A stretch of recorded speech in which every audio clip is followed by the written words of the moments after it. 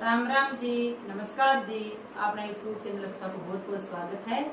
आज मैं थाने एक बहुत ही बढ़िया गणेश जी महाराज को गीत सुना रही हूँ, क्योंकि 2-3 दिन बाद में गणेश चतुर्थी आ रही है।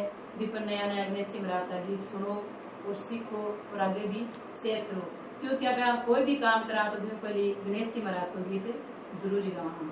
तो सुनो फिर गणेश जी महाराज का एक बहुत ही बढ़िया गीत, एकदम सरल भाषा में है। पूरा सुनजो और सीख जो और गणेश चतुर्थी पर गाय भी जो। मारे गए रे